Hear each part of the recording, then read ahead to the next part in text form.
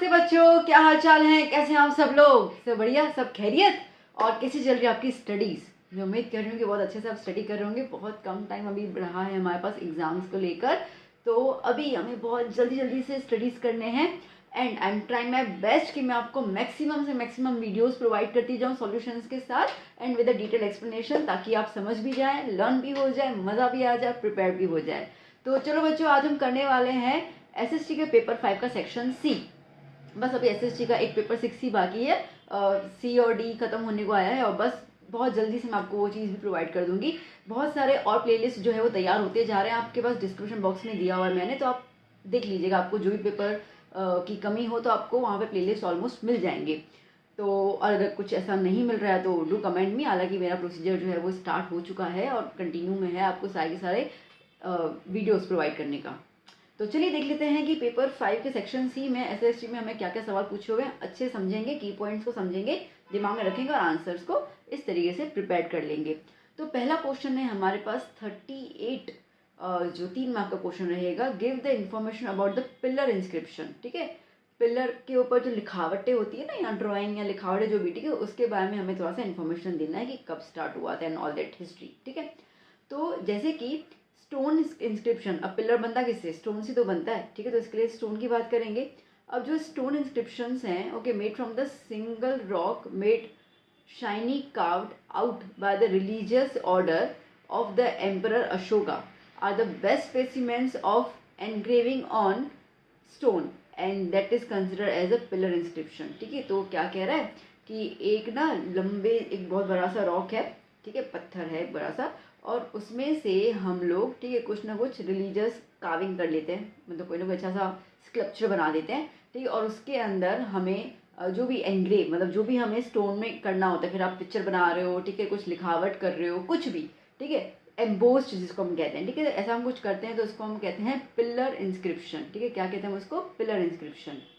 अब ये किंग अशोका के टाइम पे बहुत ज़्यादा फेमस था, मतलब किंग अशोका के टाइम पे ये चीज़ जो है वो बहुत ज़्यादा प्रचलित हुई थी। एंड बेसिकली हम देखें तो king Ashoka has been the most influential king of the Mauryan dynasty, modern period के दौरान। ठीक है, ये बहुत ज़्यादा प्रभावित थे। बेसिकली अगर आप देखो तो हम अशोका चक्र हमारे झंडे में आता है, ठीक है, तो मतलब इतने प्रभावित थे कि उसके इतने आज़ादी के बाद भी हमने अशोका चक्र रखा था। तो बहुत ज़्यादा इन्फ्लुएंशियल किंग थे। He got prepared various inscriptions on pillars and rocks. ठीक है, बहुत सारे इंस्क्रिप्शंस जो थे वो पिलर्स और रॉक्स पे उन्होंने रखे हुए थे, मतलब किए हुए थे उस दौरान। और ये इंस्क्रिप्शंस जो हैं they were edicts which depict the Ashoka's beliefs and faith in the Buddhist philosophy. ठीक है, तो बेसिकली ये बता रहे हैं, इन्हीं इंस्क्रिप्शन से जो आर्कियोलॉजिस्ट है ना, उन्होंने ये पता किया कि अशोका जी का जो बिलीफ था, ठीक है, वो बुद्धिस्ट फिलोसॉफी को ज़्यादा मानते थे। जैसे हम अपने पास जैनिज्म फिलोसॉफी होती है, हिंदुइज्म फिलोसॉफी है, ठीक, क्रिश्चियन फिलोसॉफी होती है। तो इस तरीके से बुद्धिस्ट फिलोसॉफी, मतलब कि लॉर्ड बुद्धा जी ने जो जो भी प्रीचिंग्स दिए थे उनको वो बहुत ज़्यादा मानते थे और उनको बहुत ज़्यादा विश्वास करते थे। The pillars, specially of the King Ashoka, provided to be excellent sources and are best examples of the Mauryan architecture. ठीक है, तो ये जो अशोका के दौरान, ठीक है, जो भी इन्होंने पिलर्स में ये जो करवाए थे इंस्क्रिप्शंस, अभी के टाइम पे दीज आर द सोर्सेज, ठीक है, जहाँ से हमें पता चल रहा है कि मौर्यन डायनेस्टी के दौरान, मौर्यन एरा के दौरान, मौर्यन में, मतलब मौर्यन एरा में आर्किटेक्ट का कितना ज़्यादा काम हुआ था। और हर एक पिलर, सुनो, each pillar is made up of a single piece of sandstone. ठीक है, सैंडस्टोन रॉक, ठीक है, ऑलमोस्ट हर एक पिलर जो है वो एक एक सैंडस्टोन से निकला हुआ है। ठीक है, कुछ ज्वाइनिंग नहीं है, कुछ नहीं है, एक बड़ा सा पत्थर है, उसको काट काट के एक लंबा सा पिलर बनाया हुआ है। तो जो इस तरीके से उस टाइम पे आर्किटेक्ट हुआ करते थे। और वहाँ पे जो लिखावट हुई है, ठीक है, the script used on the inscription was the Brahmi script. ठीक है, जैसे भी हम हिंदी बात करते हो तो हिंदी स्क्रिप्ट, संस्कृत स्क्रिप्ट, ठीक है, ऐसे करके ब्रह्मी स्क्रिप्ट, ब्रह्मी लैंग्वेज, ठीक है, ब्रह्मी स्क्रिप्ट यूज करते थे। Such pillars are situated in Ambala, Meerut, Allahabad, okay, Sarnath, Nandanbagh, Sanchi, Kashi, Patna, Bodhi Vriksha near बोध। ओके, बोधि वृक्षा मतलब कि जहाँ पे बुद्ध भगवान जी बैठे थे और जहाँ पे उनको स्पिरिचुअल गाइडेंस आया था, ठीक है, वो बोध गया में, तो वो बात कर रहे हैं। तो ये इन कुछ जगह पे आपको ऐसे बहुत सारे पिलर्स जो है वो देखने को मिलेंगे। ठीक है बच्चों, चलिए अब चलते हैं नेक्स्ट क्वेश्चन की ओर।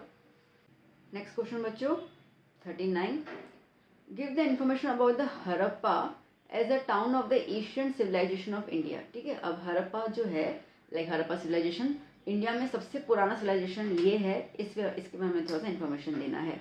देखो अभी कहाँ से पता चल रहा है हम लोगों को, India was expert in town planning from the Asian time. ठीक है, देखा जाए तो लाइक हड़प्पा का जो टाउन है वो हमें बताना है। तो इंडिया में टाउन प्लानिंग जो है बहुत शुरू से ही था। ठीक है, टाउन मतलब कि जैसे विलेज, गांव से थोड़ा सा एडवांस एरियाज होते हैं, उसको टाउन कहते हैं। ठीक है, जहाँ पे अच्छे सा पानी फैसिलिटी हो, इलेक्ट्रिसिटी फैसिलिटी हो, लोग अच्छे से रहते हो, बिजनेस करते हो, तो that is a town. Okay, तो इंडिया में ये शुरू से ही था। ऐसे बहुत सारे टाउन्स जो है वो एक्सकावेटेड हुए हैं बाय द आर्कियोलॉजी, मतलब कि ढूंढ के निकाले हैं उन्होंने, पूरे खोद खोद के निकाले कि अच्छा यहाँ पे से टाउन फैसिलिटीज़ थी। अब बेसिकली उस टाइम पे टाउन को 3 सेक्शन में डिवाइड किया गया था।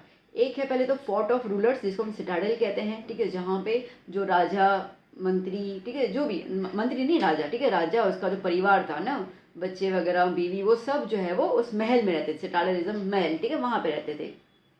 फिर बात करते हैं houses of administrative officers situated on the upper part of the town. ठीक है, टाउन के अपर पार्ट में जो घर बने हुए थे वो सारे के सारे घर बने हुए थे एडमिनिस्ट्रेटिव ऑफिसर्स, मतलब कि मंत्री। ठीक है, जो वहाँ पे राजा के सभा में काम करते थे।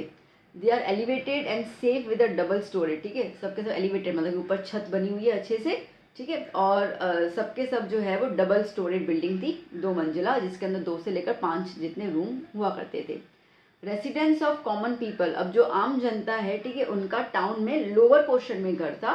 ठीक है, and they are situated usually single storage. ठीक है, एक स्टोरेज मतलब एक ही उनका फ्लोर था, और वहाँ पे जो भी उनका घर बना था वो हैंडमेड ब्रिक से बना हुआ था। ठीक है, मतलब हाथ से पूरी ईंटें बनाना और फिर उसको अटैच करते करते पूरी दीवार इकट्ठी कर लेना, ऐसे करके पूरा घर बना लेना। ठीक है, ऐसा था।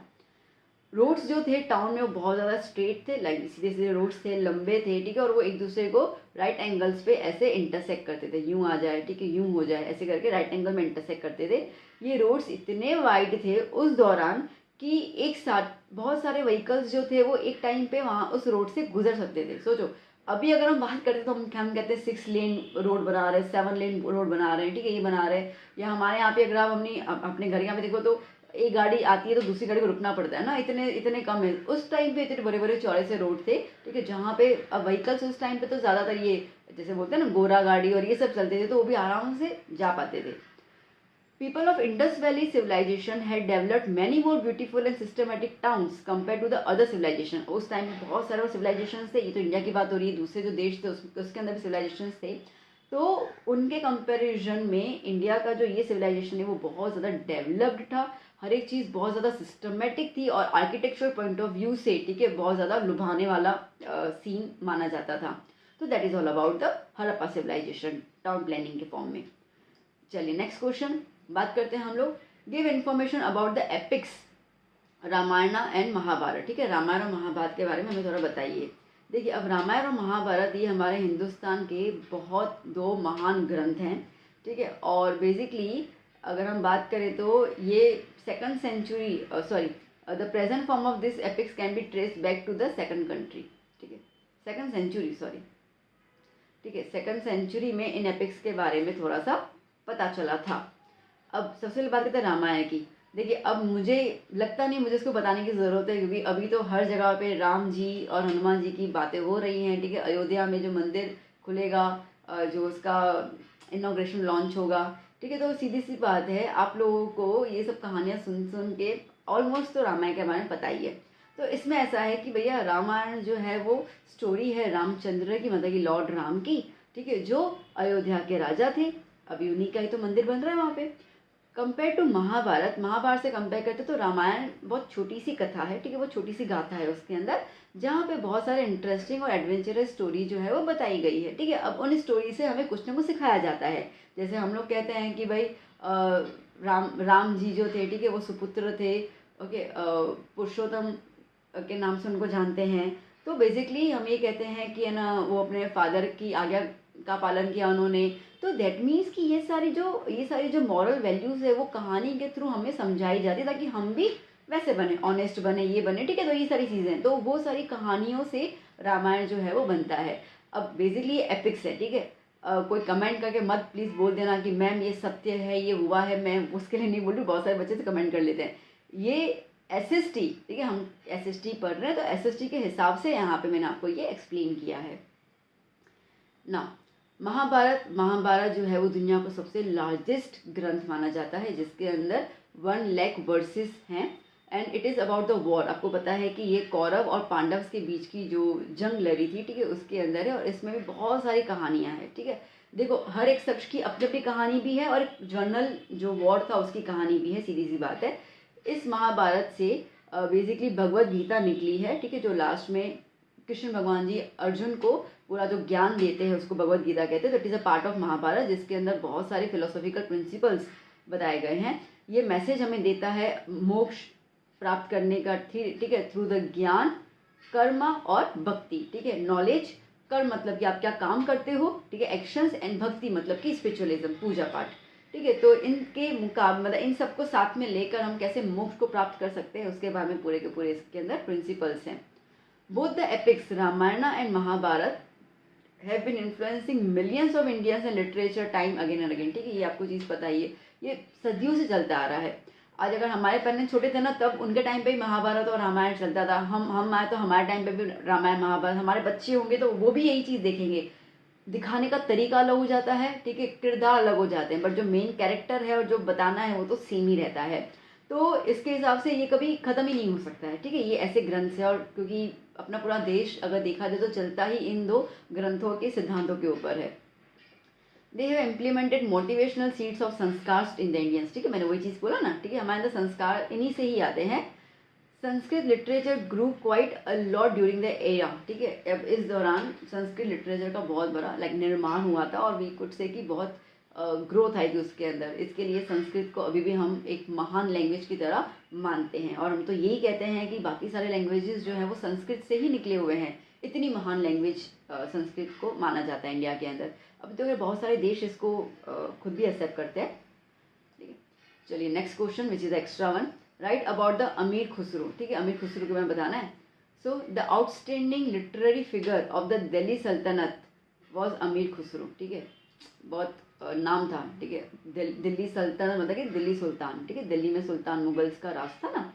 ही was the disciple of Nizamuddin Auliya, okay, disciple मतलब कि उनके वो स्टूडेंट थे। पोएट थे, हिस्टोरियन थे, मिस्टिक सेंट साधु भी थे, म्यूज़िक कंपोजर भी थे। उन्होंने बहुत सारी काम किए हुए पर्शियन लैंग्वेज में, ठीक है, मतलब बहुत सारी कविता लिखी हुई हैं, कुछ ना कुछ उन्होंने लिखा हुआ है पर्शियन लैंग्वेज के अंदर। ही रोट आशिका, ना, स्पेहर, किरातुआल सध्यान, कैजन उल्फुत, ये कुछ उनकी लिखावटें हैं, कुछ किताबें हैं और बहुत सारी पोइट्री में भी उन्होंने काम किया हुआ है। He took great pride of his being an Indian, okay, Indian मतलब हिंदुस्तानी होने पे उनको बहुत गर्व था और ये हमेशा कहते थे that India as a earthly paradise, ठीक है, अर्थ पे अगर कहीं पे स्वर्ग है तो वो सिर्फ और सिर्फ भारत है। भारत देश को उन्होंने स्वर्ग, धरती का स्वर्ग का उन्होंने पिक्चर दिया था और वी कुड से कि उन्होंने इस तरीके से उनकी तारीफ की थी। और he praise India's flora and fauna, ठीक है, हमारे यहाँ पे जो ब्यूटी है, ओके, अब बेसिकली वो तो इसी देश में रहते तो ये देश उनका भी था, सीधी सी बात है, ठीक है। तो फ्लोरा फौना मतलब कि प्लांट्स, एनिमल्स, उनकी ब्यूटी, जो आर्किटेक्ट हमारे यहाँ पे है वो हमेशा उनकी तारीफ करते रहते थे, वी कुड से कि तारीफों के पुल बांधते थे। He strongly believe that in many aspects Hinduism resembled Islam, ठीक है। वो कहते थे कि अब देखिए वो तो मुसलमान थे ना, तो वो इस्लाम धर्म को मानते थे, ठीक है। तो वो ये कहते थे कि अब इंडिया में रह रहे हैं तो हिंदुइज्म तो है ही हमारे यहाँ पे, तो कह रहे वो उनका कहना ऐसा है कि हिंदुइज्म काफ़ी हद तक, ठीक, काफ़ी हद तक जो है वो इस्लाम धर्म से मिलता जुलता है। रिजम मतलब कि मिलता जुलता है ये। ही कंसिडर हिंदी वाली the Hindi spoken around the region of Delhi his mother tongue and compose many verses in it, ठीक है। उन्होंने हिंदी वाली बेसिकली अगर हम बात करें तो वो लाइक दिल्ली के आसपास, ठीक है, जितने भी इलाके लाइक यूपी आ गए या वो उनको हम हिंदी भाषी कहते हैं, ठीक है, क्योंकि उनकी भाषा ही हिंदी है, ओके। जैसे हम गुजरात में तो हमारी भाषा गुजराती होगी, कोई मराठी में बात करो तो, बट वो भाषा हिंदी में ही बोलते, तो वो हिंदी भाषी बोलते हैं हम लोग, ठीक है। तो ये कह रहे हैं कि उनके आसपास जो हिंदी बोलने वाले थे ना, हिंदी भाषी थे, वो लैंग्वेज को भी उन्होंने अपने अंदर अपनाया था और बहुत सारी चीज़ें हिंदी लैंग्वेज में उन्होंने लिखी थी। He also compose versus in many other languages, basically हम देखा जाए तो काफ़ी सारी लैंग्वेजेस का नॉलेज था। Even though he wrote a number of bilingual quatrains and verses in Hindi and Persian languages. ठीक है, bilingual मतलब कि दो लैंग्वेजेस, हिंदी और पर्शियन। हिंदी उनके आसपास का माहौल यही था, पर्शियन क्योंकि वो मुगल थे इसके लिए उनकी लैंग्वेज पर्शियन भी थी। तो इन दोनों लैंग्वेजेस को मिला के उन्होंने बहुत सारी चीज़ें लिखी थी। तो that is all about the अमीर खुसरो। ओके, चलिए next question, what is called mountain soil. ठीक है, माउंटेन सॉइल को माउंटेन सॉइल क्यों बोलते हैं ना। The layer of mountain soil is very thin. ठीक है, अभी को आप अगर कभी पहाड़ पे गए, पहाड़ मतलब जैसे आप राजस्थान वगैरह जाते होंगे, ठीक है, तो उसकी मिट्टी देखना बहुत हल्की सी होती है ना, अपनी अपनी से मिट्टी भारी और चिकी मिट्टी नहीं होती है, हल्की सी ड्राई मिट्टी होती है and it is under developed. ठीक है, mountain soil is found in the valley. Valley क्यों, वैली मतलब कि जहाँ से नदी बही होगी, हो ना। तो क्या होता है ना कि माउंटेन से जब पानी गिरता है, बारिश हुई, माउंटेन से पानी गिरा, तो पानी जब गिरता है तो वो मिट्टी को साथ में लेते हुए आता है और वो नीचे की तरफ बहता जाता है। जब ये पानी सूख जाता है तो मिट्टी तो वहीं की वहीं रह जाती है। ठीक है, तो उसको हम वैली कहते हैं। तो mountain soil is found in valley and the slopy regions of the Himalaya at an altitude about 2700 to 3000 metres. ठीक है, इतने मीटर्स के मतलब इतनी ऊंचाई पे अपने को इस तरीके की मिट्टी मिल जाती है। उसके अलावा बात करें तो असम, दार्जिलिंग, उत्तराखंड, हिमाचल प्रदेश, कश्मीर में आपको ये मिट्टी इस तरह की मिल जाएगी। और उसके अलावा पाइन एंड चिड ट्रीज। ठीक है, ये ट्रीज पाइन पता है यूँ करके, अभी क्रिसमस ट्री कैसे अपन देखते हैं, ठीक है, ऐसे करके। तो ये ट्रीज जो है वो आपको इस टाइप की मिट्टी के अंदर मिल जाते हैं। ठीक है, डन। चलिए नेक्स्ट क्वेश्चन, कैसा लग रहा है सेशन, अच्छा लग रहा है, मज़ा आ रहा है? मज़ा आ रहा हो तो please please please please please please like कर दीजिए, कमेंट कर दीजिए, बताइए कि कैसे लग रहे सेशंस, और थोड़ा सा पॉज लेके अपने दोस्तों को ये वीडियो शेयर भी ज़रूर कर लीजिए। तो चलिए अभी देखते हैं नेक्स्ट क्वेश्चन क्या है। Write a short note about the desert soil. ठीक है, डेजर्ट सॉइल के बारे में हमें बताना है। तो डेजर्ट मतलब सैंडी सॉइल। ठीक है, इनफर्टाइल, उसमें तो कोई जान ही नहीं होती, मरी तो सॉइल होती है ये। ठीक है, तो बिल्कुल सैंड। अब आपने वो देखा होता है ना, डेजर्ट पे आप गए होंगे, ऐसे ना मिट्टी में यूं करते हैं तो यूं मिट्टी पूरी की पूरी ऐसे नीचे गिरती जाती है। ठीक है, दैट इज डेजर्ट सॉइल। ठीक है, बहुत लूज होती है। It contains more of dissolve minerals. ठीक है, इनके अंदर जो मिनरल्स होते हैं वो डिजॉल्व होते हैं ज़्यादातर, और ऑर्गेनिक मैटर होता ही नहीं है। ठीक है, अगर ऑर्गेनिक मैटर हो ना तो ये मिट्टी कैसी चिकी मिट्टी हो जाए। ठीक है, बट ये ऑर्गेनिक मैटर नहीं होता, इसलिए लूज मिट्टी होती है, ड्राई। डेजर्ट सॉइल सीधी बात है आपको उन्हीं जगह मिलेगी जहाँ जहाँ पे एरिड क्लाइमेट होता है। एरिड मतलब हवा वाला। डेजर्ट कैसे देखा है, मिट्टी चलती जाती है। ठीक है, तो एरिड या तो सेमी एरिड, एरिड मतलब कि हवादार क्लाइमेट। ठीक है, वहाँ पे आपको मिलेंगी, जैसे कि राजस्थान हो गए, हरियाणा हो गया, सदर्न पंजाब हो गया। ठीक है, वहाँ पे आपको मिलेगा। गुजरात के अंदर कच्छ, अभी भी रण ऑफ कच्छ का उत्सव चल रहा है ना, वहाँ पे जो मिट्टी होती है वो वाइट वाली होती है ना, डेजर्ट है बट वो वाइट वाला है। और सौराष्ट्र के कुछ पार्ट्स में आपको ये मिल जाएगी सॉइल। अगर इस सॉइल के अंदर अच्छे से पानी डाला, इरिगेशन अच्छे से किया, तो इस सॉइल को हम लोग फर्टाइल सॉइल में कन्वर्ट कर सकते हैं और क्रॉप्स भी इसमें उगा सकते हैं। ठीक है, then crop like millet and jowar can be cultivated in this soil. ठीक है बच्चा, चलिए नेक्स्ट क्वेश्चन।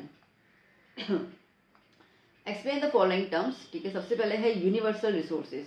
यूनिवर्सल रिसोर्सेज मतलब क्या होता है यहाँ पर, universal resources the resources which are present everywhere, हर जगह आपको मिलेंगे। स्पेशली हम बात करते हैं हर जगह में कौन सी चीज़ मिलती है, गैसेस, हर जगह मिलेगी, सीधी सी बात है। ठीक है, आप धरती के किसी भी कोने में जाओ आपको ये गैसेस तो मिलने ही वाले हैं।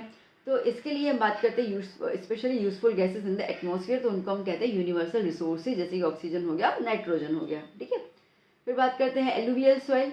एलुवियल सॉइल जो है ये कैसे बनती है, तो it is due to the alluvium that rivers deposit along their bank. ठीक है, जब नदियाँ आती है ना, तो जब नदी अपना पानी लेके आती है फिर वापस जाती है, तो वो कुछ अपनी चीज़ें वहाँ पे छोड़ के जाती है। ठीक है, दैट इज़ द एलुविलियम। अब वो मिट्टी के अंदर, ठीक है, क्या क्या ऐड हो जाता है, पोटाश, फॉस्फोरिक एसिड, लाइमस्टोन, ये ज़्यादा अमाउंट में होता है, नाइट्रोजन और ह्यूमस थोड़े थोड़े अमाउंट में होते हैं। The nitrogen content alluvial soil can be stabilise. ठीक है, अब बेसिकली हम लोग, मैंने कहा नाइट्रोजन कम होता है, तो अगर हमें नाइट्रोजन की मात्रा बढ़ानी है तो ऐसे सॉइल में आप ना लेग्यूम्स प्लांट को ग्रो कर लीजिए, जैसे कि पल्सेस होता है ना, दाल। तो जब हम वो ग्रो कर लेंगे तो ऑटोमेटिकली वहाँ पे नाइट्रोजन की स्टेबिलिटी आ जाएगी। उसके अलावा wheat, paddy, sugar cane, jute, cotton, मेज, ये सारी की सारी भी हम लोग क्रॉप्स को वहाँ पे ग्रो कर सकते हैं। ठीक है, तो बेसिक लगा देखें ना, तो एलुवियल सॉइल जो है वो फर्टाइल सॉइल मान सकते हैं अपन। ठीक है। इसके अंदर ऑलमोस्ट हम सारे के सारे क्रॉप्स को ग्रो कर सकते हैं, मैक्सिमम क्रॉप्स तो ग्रो हो जाते हैं। चलिए फिर बात करते हैं हम लोग रेड सॉइल की। रेड सॉइल, रेड कलर, ठीक है। अब रेड कलर क्यों आता है भैया? Because of the presence of ferric oxide. Ferric oxide लिखो या तो फिर आयरन ऑक्साइड लिखो, ठीक है। आयरन, हाँ, ऑक्साइड लिख दो इसके अंदर। अगर आप इसको और डीपली खोद के अंदर जाओ ना तो वो क्या हो जाएगी? येलो हो जाएगी। अब इसके अंदर आयरन तो भरपूर है, नो डाउट, पर इसके अंदर मैग्नीशियम, फॉस्फेट, नाइट्रोजन, पोटेश, इसकी कमी हो जाती है। मोर ओवर इसके अंदर लाइम भी नहीं होता है, ग्रेवल मतलब छोटे छोटे से दाने भी नहीं होते हैं, लाइक पत्थर छोटे वाले ब्लैक वाले कैसे पत्थर आते हैं, ठीक है, वैसे भी नहीं होते हैं। कार्बोनेट्स भी नहीं होता। So crops like millet, cotton, wheat, जुआ, लिंसेट, ग्राउंडनट, पोटैटो, ये सब इस सॉइल के अंदर अपन ग्रो कर सकते हैं, ठीक है। चलिए next question, what steps have been taken to protect environment, ठीक है। एनवायरनमेंट को प्रोटेक्ट करने के लिए क्या क्या हम लोग स्टेप्स ले सकते हैं? देखिए, अब बेसिकली अर्थ कॉन्फ्रेंस ऑर्गेनाइज की गई थी पहली बार स्टॉकहोम में इन द स्वीडन 1972 में, जहाँ पे कंट्रीज मिली थी और उन्होंने डिस्कस किया था कि किस तरीके से हम हमारे एनवायरनमेंट को प्रिजर्व कर सकते हैं, प्रोटेक्ट कर सकते हैं, बचा सकते हैं ये जो ग्लोबल वार्मिंग और ये सब आ चुका है उससे। उसके बाद ऐसी बहुत सारी कॉन्फ्रेंसेस आई, ठीक है, conventions have been taken place, ठीक है। ऐसे करके एनवायरनमेंट रिलेटेड इश्यूज़ को डिस्कस करना स्टार्ट हुआ था। इंडिया ने बहुत अच्छे से पार्टिसिपेट किया था इसके अंदर, इन इवेंट्स के अंदर, और बहुत सारे रेजोल्यूशंस भी पास किए इंडिया में, ठीक है, कि ये होना चाहिए, ये नहीं होना चाहिए, ताकि एनवायरनमेंट जो भी खराब होता जा रहा है उसको अपन सुधारा कर दे, प्रिजर्व कर सकते हैं। तो अभी क्या क्या इन्फॉर्मेशन थी? सबसे पहले इन्फॉर्मेशन था पॉल्यूशन लेवल, ठीक है। पॉल्यूशन लेवल का इन्फॉर्मेशन लोगों को दिया जाना चाहिए। जैसे कि अभी अगर आपने देखा हो आपके लैपटॉप्स में या आपके कंप्यूटर्स में, आपके मोबाइल में जो वेदर आता है उसके अंदर मतलब पॉल्यूशन भी आता है, ठीक है, AIAU ऐसे कोई लिखा होता है, ठीक है। तो पॉल्यूशन भी आता है उसके अंदर, जहाँ पे बताते हैं कि भाई आपके आसपास का जो भी एरिया है उसका पॉल्यूशन लेवल इतना है, इस तरीके से in the major cities. Okay, वैसे मेरे लैपटॉप में भी आता है, मैं आपको वही दिखा रही थी, बट यहाँ पे अभी नहीं दिख रहा, ठीक है ना, इसके अंदर भी आता है ये, तो मैं सोचा कि आपको अभी कभी दिखा दूँ, पर है नहीं। ओके, उसके बाद बात करते हैं हम लोग national and state population control pollution control boards have been set up, ठीक है। 5 जून जो है हम लोग एनवायरनमेंट डे की तरह उसको सेलिब्रेट करते हैं। आपने देखा होगा आपकी गाड़ियों में भी आता है PUC करवाओ, ठीक है, ऐसे करके PUC that is pollution under control, ठीक है, ये चीज़ रहता है। तो हमारी गाड़ियों पे भी ये चीज़ लगाई जाए, तो जो भी इसका होता है 6 महीने का गैप होता है वॉटेवर, ठीक है, तो वो अपन को चेक करवा के चेंज करना पड़ता है, तो ताकि पॉल्यूशन ना फैले और हमारा एनवायरनमेंट पॉल्यूशन फ्री हो जाए। एयर पॉल्यूशन कंट्रोल एक्ट, हाँ AP ना, हाँ ठीक है, AP जो है वो 1981 में इनेक्ट हो चुका था। International agreements have been signed about deteriorating level of the ozone, ठीक है। अब इंटरनेशनली जितने भी देशों को पार्टिसिपेट करना था वो पार्टिसिपेट किए और उन्होंने एग्रीमेंट साइन किया। एग्रीमेंट साइन क्या किया कि ओजोन लेयर डिप्लीट होने के पीछे जो जो कारण हो रहे हैं हम उन सब चीज़ों को मेंटेन करेंगे, और मेंटेन मतलब कि उन सब चीज़ों को अपन रिड्यूस कर लेंगे और नया तरकीब ढूंढेंगे। जैसे मैं आपको एग्जाम्पल बताऊँ, पहले पहले जब एसिया और फ्रिज निकली थी ना, रेफ्रिजरेटर, तो उसमें ना CFC गैस का यूज़ करते थे, आपको पता ही है वो, तो ठीक है, क्लोरोफ्लोरोकार्बन। अब उसमें क्या होता था कि वो गैस ठंडा तो अच्छा कर लेती थी नो डाउट, बट जो पीछे का जो यूनिट था ना उसमें से जो गैस निकलती थी वो क्लोरीन गैस निकलती थी, बहुत ज़्यादा लाइट वेट होती थी, इतनी लाइट वेट होती थी कि वो ऊपर की तरफ 100 किलोमीटर ट्रैवल कर लेती थी और वहाँ पे ओजोन लेयर के साथ वो रिएक्ट कर लेती थी, जिसकी वजह से ओजोन टूट जाता था, ठीक है। तो ये ओजोन टूटने का आधे ज़्यादा कारण तो CFC ही है, ओके, तो टूट जाता था, ठीक है। तो इस तरीके से धीरे धीरे होल होने लगा, मतलब ओजोन लेयर डिप्लीट होने लगी, तो आया कि भैया ये वाली गैस नहीं यूज़ करनी है। और अभी आप कोई भी AC, रेफ्रिजरेटर, आपके जो DOs होते हैं, परफ्यूम होते हैं, आप उनको उठा के देख लो, कहीं पे भी आपको CFC लिखा हुआ नज़र नहीं आएगा। दूसरी गैसेज उन्होंने क्या बोलते हैं अल्टरनेट चूज़ कर लिया और वो दूसरी गैसेज का यूज़ करने लगे। उसके अलावा न्यूक्लियर वेस्ट डिस्पोज नहीं करना है, बायोडाइवर्सिटी मेंटेन करनी है, तो ये कुछ स्टेप्स जो है वो एनवायरनमेंट को प्रोटेक्ट करने के लिए लिए गए, ठीक है। चलिए next question, what is the meaning of liberalisation, क्या मतलब होता है, इसके एडवांटेजेस बता दो, डिसएडवांटेजेस बता दो, ठीक है, बता देते हैं अपन। देखो लिबरलाइजेशन, लिबर्टी, ठीक है, हमको आज़ादी चाहिए, तो ये आज़ादी ही है। तो liberalisation is nothing but the removal of restrictions imposed on private sectors, ठीक है। प्राइवेट सेक्टर्स के ऊपर पहले बहुत सारे रूल्स लगाए जाते थे, ये बिजनेस नहीं करना है, ऐसा करोगे तो ये डॉक्यूमेंट सबमिट करने हैं, ऐसा करना है, बहुत सारे, मतलब कि बिजनेस ओपन करना मतलब कि सिर दर्द का काम होता था। बट जब गवर्नमेंट ने देखा कि इकोनॉमिक डेवलपमेंट तो हो नहीं रहा है पब्लिक सेक्टर से, तो हमें प्राइवेटाइजेशन में तो जाना पड़ेगा, तो क्या किया, तो प्राइवेटाइजेशन करने के लिए लिबरलाइजेशन आ गया, मतलब कि कुछ उन्होंने रूल्स जो है वो ईजी कर दिए, ठीक है, कि भाई ठीक है चलो तुम लोग बिजनेस करो अपना, तो उसको अपन कहते हैं लिबरलाइजेशन। अब इसके फ़ायदे क्या है, फ़ायदे ये है कि प्राइवेट सेक्टर को अपॉर्चुनिटी मिल गई ना। आज अपन इतना सारा प्राइवेट सेक्टर देख रहे हैं ना, आज क्या है, अदानी प्राइवेट सेक्टर में आता है, ठीक है, टाटा प्राइवेट सेक्टर में है, तो ये प्राइवेट सेक्टर ही तो है, परिमल, ये वो बहुत सारे प्राइवेट सेक्टर है, ठीक है। तो प्राइवेट सेक्टर को अपॉर्चुनिटी मिल गई कि वो डेवलपमेंट कर सकते हैं, पैसा कमा सकते हैं। This led to the industrial production, ठीक है, इंडस्ट्रीज बढ़ गई, इसकी वजह से इंडस्ट्रीज बढ़ गई, तो इंडस्ट्रीज को लेकर बाहर कंट्रीज के साथ भी संबंध अच्छे हो गए हमारे, ठीक है, ट्रेडिंग स्टार्ट हो गई उनके साथ, तो ग्लोबल ट्रेडिंग स्टार्ट हो गई, जिसकी वजह से इंडिया के अंदर ग्लोबल ट्रेड का माहौल शुरू हो गया। तो अगर यहाँ की चीज़ें बाहर जाएंगी तो वो डॉलर से बिकेंगी, तो पैसे ज़्यादा आएंगे, बाहर की चीज़ें भी यहाँ पे आ सकती हैं, आती भी हैं, ठीक है, सीधी सी बात है, ये तो टू वे होता ही है। इससे क्या हुआ, फॉरेन ट्रेड आना शुरू हो गया और फॉरेन एक्सचेंज आया।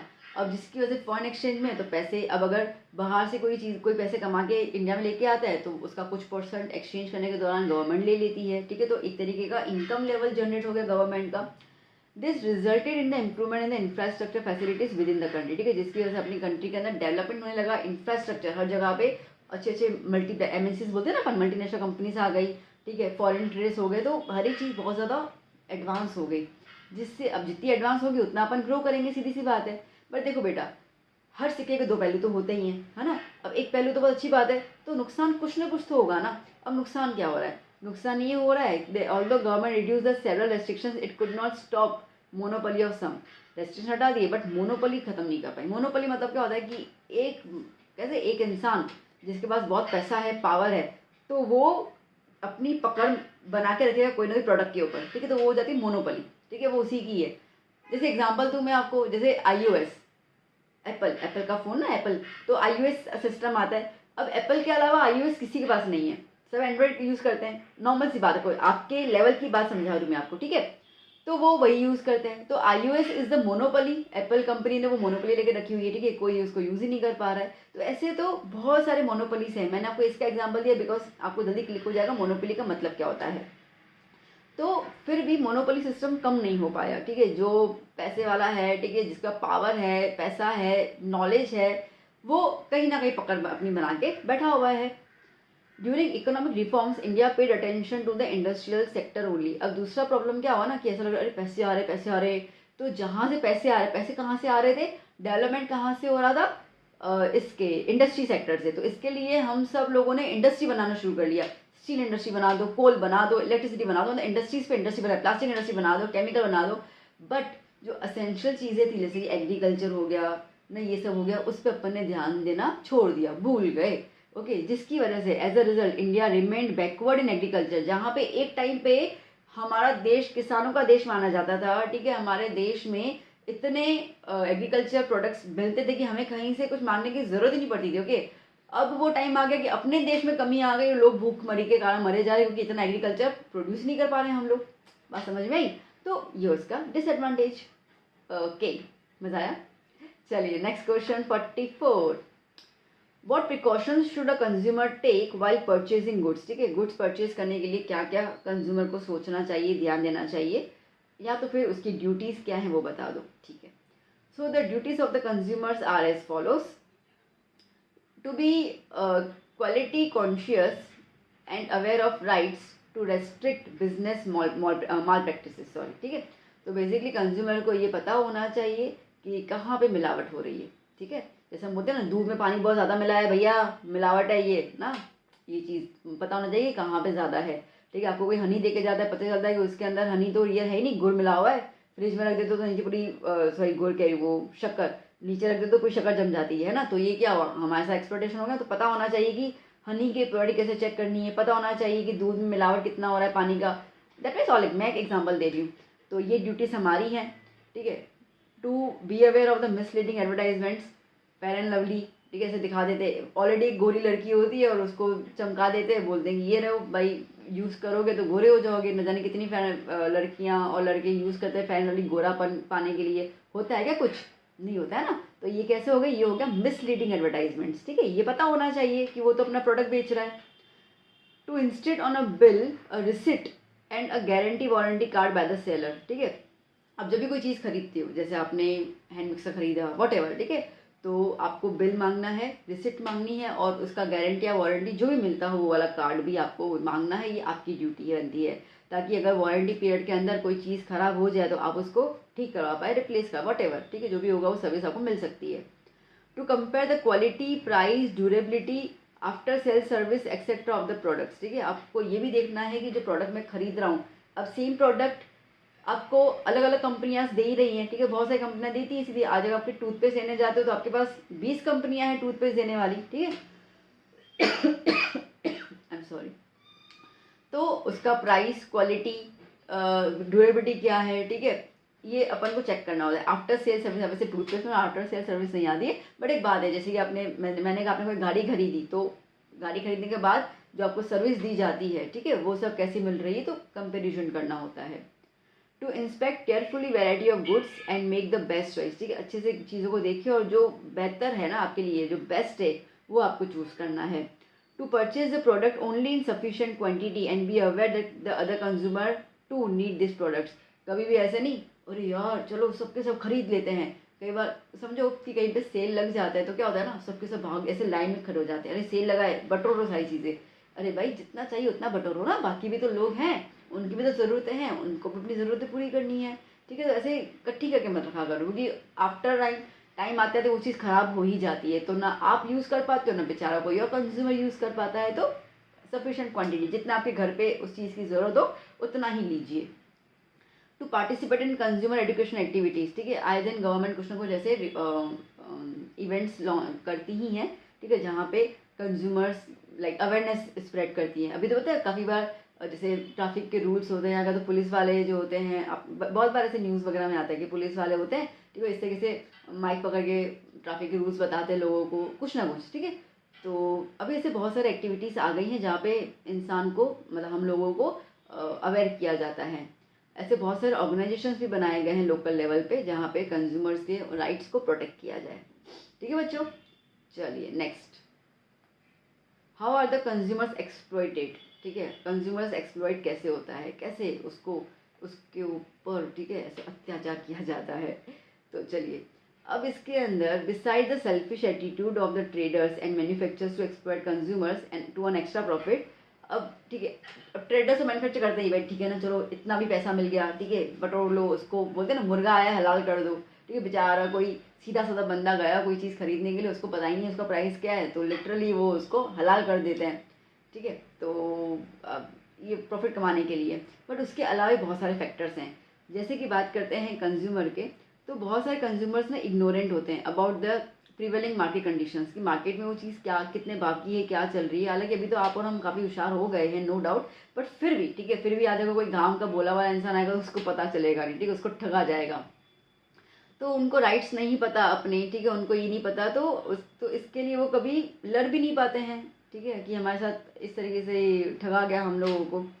इन्फॉर्मेशन कम होती है regarding the quality, quantity and the utility of the product. ठीक है, पता नहीं होता है, उनको नहीं पता कि गारंटी और वारंटी चीज़ें क्या होती हैं। सेल्समैन उनको ज़्यादा कुछ चीज़ें बताता नहीं है, ठीक है, ये भी चीज़ रहती है। फिर लिमिटेड सप्लाई, जानबूझ के ट्रेडर्स क्या करते हैं, ट्रेडर्स बाहर मंदी दिखाते हैं, अरे यार ये तो प्रोडक्ट है ही नहीं, मार्केट में है ही नहीं, ताकि डिमांड बढ़ जाए। डिमांड अगर बढ़ जाएगी, उसके बाद सप्लाई करेंगे तो वो चीज़ को महंगी में बेचेंगे, तो उनका तो प्रॉफिट हो गया ना। पता चला उनके वेयर हाउसेज में भंडार पड़ा हुआ है इन चीज़ों का, बट वो बाहर निकाल नहीं रहे हैं उसको। ठीक है, वो बोलेंगे लिमिटेड स्टॉक है, ओके, कई बार नहीं है लिमिटेड स्टॉक अवेलेबल, ऐसे करके तंबूरा। ठीक है, कोई लिमिटेड स्टॉक नहीं होता है उनके पास, बहुत सारी चीज़ें होती हैं। ठीक है, सब कुछ पूरा स्टॉक भरा पड़ा रहता है, पर क्या हम लोग लिमिटेड, अरे बाप रे लिमिटेड है तो चलो चलो जाके झपड़ लो, फिर महंगे में तो महंगे में खरीद के आ जाते हैं। तो वो चीज़ें रहती हैं। लिमिटेड कंपटीशन, ठीक है, मैन्युफैक्चरिंग ट्रेडर्स फॉर्म कार्टेल्स, ठीक है, जिसमें कहा मोनोपोली बना लेते हैं। मोनोपोली बना लेते हैं तो उनके पास सिचुएशन कैसे रहती है, हमारे में कोई टिक नहीं सकता है। ठीक है, ये है द मोनोपोली, हमारे पास कोई टिक नहीं सकता है। तो कंज्यूमर जो है मार्केट के अंदर ये देखेगा कि भाई जहाँ पे लिमिटेड या कोई कंपटीशन नहीं है तो वहाँ पे जाकर एक्सपर्ट हो जाएगा। ठीक है, जैसे कि आज आप खुद देखो ना, फिर से एग्जाम्पल मैं एप्पल का दे रही हूँ। ठीक है, तो जैसे कि आईफोन, ठीक है, अब वो 1.5 लाख का मोबाइल बेच रहे हैं एप्पल वाले, ठीक है। चलो, अब वो अगर मैं इसको बोलूँ कि अपनी मन मर्जी कर रहे हैं, ठीक है, तो क्यों कर रहे हैं? क्योंकि iOS का कोई कॉम्पिटिटर ही नहीं है ना। तो कंज्यूमर जख मार के बेचारा, अगर उसको खरीदना है iOS तो उतने में खरीदेगा ही खरीदेगा। बात समझ में आ रही है? यहाँ पे अगर आप एंड्रॉइड में जाते हो तो you have the 15 companies for example. तो आप उन 15 कंपनीज में आपका जो बजट में आता है, और आप कंपेयर कर सकते हो ना, भाई इतने पिक्सल की कैमरा है, इतना जीबी रहता है, ये फलाना उतना ढिंगरा, ठीक है, जो भी रहता है वो कंपेयर करके फिर आप यूज़ कर सकते हो। बट उसमें तो कोई कंपेरिजन ही नहीं है, because that is a monopoly, है ना। तो मोनोपोली जहाँ पे होता है वहाँ पे तो कंज्यूमर के साथ ठगो उसको, ठीक है। मुर्गी आई है, हलाल कर दो, और हम भी हलाल हो जाते हैं, सीधी सी बात है। चलिए, next question. So the last question of this session, देखते हैं अब इस क्वेश्चन में क्या है। Describe challenges to human development, ठीक है। ह्यूमन डेवलपमेंट के दौरान क्या क्या चैलेंजेस आते हैं, और कोई भी एक आपको एक्सप्लेन करना है, ठीक है। तो मैंने तो खैर साइजा लिख दिए, फिर आपको जो एक्सप्लेन करने में मज़ा आए उसको आप कर लीजिएगा। आपको क्या पूरे पूरे के ऊपर नाम लिख देने हैं, ठीक है।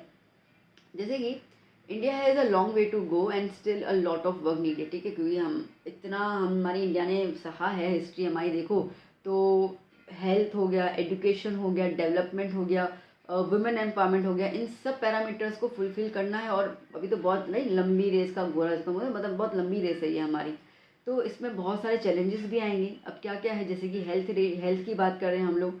सो in the impediments in the fulfillment of parameters in the area of health are population growth, ठीक है। अब पॉपुलेशन ग्रोथ को हमें कम करना पड़ेगा, क्योंकि इतनी ज़्यादा पॉपुलेशन बढ़ेगी तो सीधी सी बात है, सबको सेम ना ट्रीटमेंट दिया जाएगा, ना उनको सुविधाएं दी जाएंगी, ठीक है। तो वो हेल्थ इशू तो आने ही वाला है। स्पेशली इसमें क्या हो जाता है ना, कॉमन चीज़ें क्या होती है, कंटेजिनस डिजीज, ठीक है, स्प्रेड होने वाली वो प्रॉब्लम आ जाती है। अब इतना खाना मिल ही नहीं पाएगा तो माल न्यूट्रिशन, ठीक है, पोषण की कमी हो जाएगी। इसकी वजह से बहुत सारे फिजिकली डिसेबल्ड बच्चे भी पैदा हो जाते हैं, मेंटल डिसऑर्डर वाले बच्चे पैदा हो जाते हैं। एनवायरमेंटल पॉल्यूशन इतना ज़्यादा होगा, जहाँ पे भी बेटा क्राउड होता है ना, जहाँ पे क्राउडेड एरिया होती है, जिसको हम स्लम एरियाज कहते हैं, ठीक है, झोपड़पट्टी जिसको हम हिंदी में कहते हैं। तो उसकी वजह से क्या हो जाता है ना कि देखो, जहाँ पे भी झोपड़पट्टी जैसा होगा तो वहाँ पे हाइजीन मेंटेन नहीं होगा, ढंग से वॉशरूम्स नहीं होंगे, ठीक है, गटर बैठा होगा, गंदगी होगी, तो वहाँ पे बीमारियाँ होने वाली है। अब ये जो भी स्लम एरियाज होती हैं, अगर वो सिटीज़ के आसपास हैं तो सिटीज़ का भी प्रोग्रेस जो है वो उसके लिए रुक जाता है। तो इसके लिए, क्योंकि बीमारी तो वहाँ पे फैलेगी ना, तो हेल्थ इशू तो वहाँ पे भी आने वाला है इसकी वजह से। फिर हम बात करते हैं सेक्स रेशियो, मतलब कि जेंडर रेशियो। जैसे फीमेल पॉपुलेशन, ठीक है, हमारे यहाँ पे चलो फिर अभी भी लोग समझदार हो चुके हैं, वरना कुछ साल पहले तक की ये बात थी कि भाई और बच्चियाँ तो चाहिए ही नहीं, ठीक है। तो फीमेल पॉपुलेशन काफ़ी कम होती थी मेल पॉपुलेशन से। फीमेल पॉपुलेशन वॉज 48.46% और मेल की 51.54%। जो रेशियो था वो इतना, ये सबसे ज़्यादा कम आपको कहाँ पे दिख रहा था, पंजाब और हरियाणा में, ठीक है। स्पेशली हरियाणा में तो बहुत ही ज़्यादा, ठीक है, वहाँ पे तो लड़की पैदा हुई नहीं उसको मार देंगे, उसके पहले ही मार देते थे उसको। अच्छा, अब अगर कुछ लड़कियाँ पैदा होती भी हैं, रखा भी जाता है उनको, तो उनको पढ़ाया लिखा नहीं जाता है, तो लड़कियाँ कैसे हो गई, अनपढ़, इलिटरेसी। तो इलिटरेसी भी एक बहुत बड़ा नंबर है, जिसकी वजह से जो पर कैपिटा इनकम है वो क्या हो जाता है, कम हो जाता है, ठीक है। फ्यूअर वीमेन हैव एम्प्लॉयमेंट, कुछ ही औरतें हैं जिनके पास काम करने के लिए कुछ अपॉर्चुनिटी मिलती है। जेंडर बेस्ड डिस्क्रिमिनेशन हमारे सोसाइटी में बहुत रहता है, ठीक है। Economically inequality, political, social, cultural, religious, ये बहुत प्रॉब्लम्स क्रिएट करते हैं ह्यूमन डेवलपमेंट के अंदर। क्योंकि ह्यूमन तो मेल भी है और फीमेल भी है, ठीक है, दोनों को सेम अपॉर्चुनिटी मिलेगी तभी तो हम डेवलप कर पाएंगे ना। एक सेक्टर डेवलप कर रहा है, दूसरा सेक्टर नहीं कर रहा है, तो इम्बैलेंस तो आने वाला है, ठीक है। तो फिर कहाँ से देश के अंदर डेवलपमेंट आएगा। फिर तीसरा जो प्रॉब्लम आ रहा है वो आ रहा है वुमेन एम्पावरमेंट, ठीक है। अब वुमेन जो है, like they are victims of unhealthy social traditions, ठीक है। अब जैसे कि अपन को पता है कि औरतों को पावरलेस, ठीक है, बोलते ना ऐसे, अरे औरतों को तो दिमाग ही घुटनों में होता है, ठीक है, ऐसे जोक क्रिएट करते, बट ऐसा होता नहीं है, ठीक है। क्योंकि हम ऐसा जोक के तौर पर लोग जो है ना, वैसे वो बता देते कि भाई लड़कियों का दिमाग नहीं होता, ठीक है, लड़कियों का बहुत होता है, बट ऐसी चीज़ें होती नहीं, ठीक है। भगवान दिमाग सबको सेम ही देता है। तो अब इसकी वजह से, ठीक है, ये मानते हैं कि भाई औरतों के पास दिमाग नहीं है तो उनको वो काम नहीं कर पाएंगी, तो उसके लिए उनके पास फाइनेंशियल इंडिपेंडेंस नहीं है, ठीक है, वो फाइनेंशियली कुछ कर नहीं पाएंगे। तो देखा जाए तो उनको एक तरीके से एक अपाहिज इंसान की तरह ट्रीट किया जा रहा है, दैट इज हेल्पलेस, ओके। बहुत सारे स्टेप्स इसके लिए लिए गए in the direction of the women empowerment, जैसे कि 50% रिजर्वेशन इन द लोकल से गवर्नमेंट के अंदर, ठीक है, उनको उनके लिए सेल्फ हेल्प ग्रुप्स बनाए गए कि भाई आओ स्किल सीखो, फिर वो सिलाई हो, बुनाई हो, ठीक है, कुछ भी हो, ठीक है, अचार बनाना हो, पापड़ बनाना हो, कुछ भी हो, आओ सीखो, अपना काम शुरू करो और डिपेंडेंट बनो, ठीक है।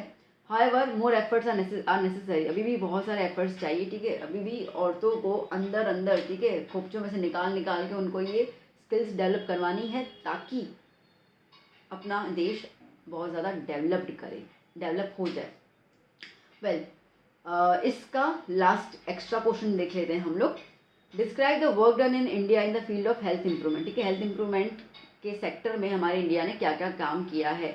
देखो कहते हैं ना हेल्थ इज़ वेल्थ, ठीक है, अगर आपका स्वास्थ्य अच्छा है मतलब सब अच्छा है, ठीक है, सब चंगा।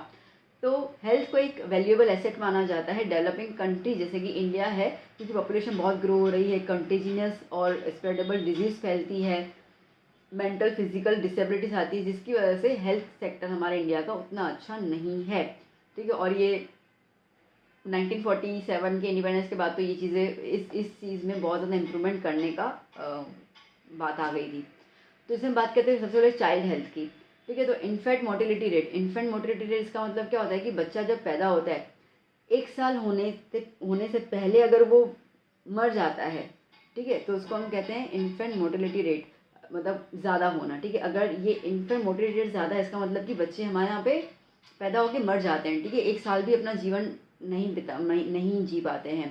तो इसको हमें कम करना है, तो इसको कम करने के लिए यूनिवर्सल इम्यूनाइजेशन प्रोग्राम बनाए गए हैं, जहाँ पे बच्चों को जन्म से ही, ठीक है, क्या बोलते हैं अपन, वैक्सीन दी जाती है, जैसे कि पोलियो की वैक्सीन होती है, हेपेटाइटिस की वैक्सीन होती है, ठीक है, और मुफ्त में, ठीक है, सारी वैक्सीन मुफ्त में गवर्नमेंट जो प्रोवाइड कर देती है।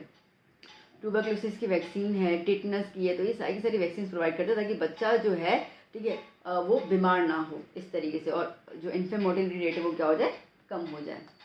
फिर बात करते हैं कंट्रोल ऑफ पॉपुलेशन। अब दूसरी बात ये है कि भाई पॉपुलेशन में कंट्रोल करना तो ज़रूरी है ना, तो इसके लिए क्या है, फैमिली वेलफेयर प्रोग्राम बनाए गए, अब जिसके अंदर ये था कि भाई हम दो हमारे दो, फिर आया हम दो हमारा एक, ऐसा होना चाहिए, ठीक है। तो जिसका मतलब ये है कि इंडिया के अंदर बर्थ का रिडक्शन, बर्थ रेट कम होना चाहिए, ठीक है, और वो भी 1.9% पर एनम जितना कम हुआ भी है, ठीक है, ज़रूरी भी है। Well pollution control steps have been taken to control the environmental pollution, ठीक है, इसके लिए बहुत स्ट्रिक्ट लॉस लाने चाहिए regarding the air and the water pollution. Okay, nutrition की बात करते हैं तो इसके लिए मिड डे मील स्टार्ट कर लिए गए स्कूल में कि चलो बच्चों का हम अगर एक टाइम भरपूर पेट भर के जब खाना खाएंगे तो पूरे दिन भर का उनको पोषण जो है वो मिल जाए, ठीक है। तो इस तरीके से मिड डे मील्स हुए, इसमें 2 फायदे थे, एक तो खाना बच्चों को दिया जा रहा है और इस खाना खाने के बहाने बच्चों को वहाँ पे एजुकेशन भी दी जा रही है। बहाना मतलब ये है कि भाई पेरेंट्स ऐसे सिर्फ एजुकेशन के लिए भेजेंगे नहीं, गरीब लोग कहाँ भेजेंगे, ठीक है, तो वो लालच पे कि ठीक है भाई जा 5 घंटे स्कूल में खाना तो खा के आएगा, तो इस बहाने बच्चे की एजुकेशन भी हो जाती है। तो एजुकेशन का भी सेक्टर जो है वो इस तरीके से अपन इंक्रीज कर सकते हैं। हेल्थ सर्विसेज में प्राइमरी हेल्थ सेंटर्स निकाले गए हैं, ठीक है, छोटे छोटे कॉलेज, ये क्या बोलते हैं, हॉस्पिटल, सिविल हॉस्पिटल्स जो हैं वो बनाए जाते हैं रूरल और अर्बन एरियाज़ के अंदर, ठीक है, ताकि वहाँ पे हेल्थ सर्विसेज फ्री मिले, या तो फिर बहुत ज़्यादा कम रेट में, लाइक कैसे 15 रुपये में उनको दवाई भी मिल जाती है, ठीक है, चेकअप के साथ। तो इस तरीके से हमारा आंसर यहाँ पे कंप्लीट हुआ। सो मज़ा आया, एंजॉय द सेशन। अब हम करेंगे नेक्स्ट सेक्शन की शुरुआत, अच्छे से स्टडी कर लीजिए, ठीक है, लर्न कर लीजिए आंसर्स को। मिलते हैं नेक्स्ट क्लास में, till then keep study, keep hard working, bye bye.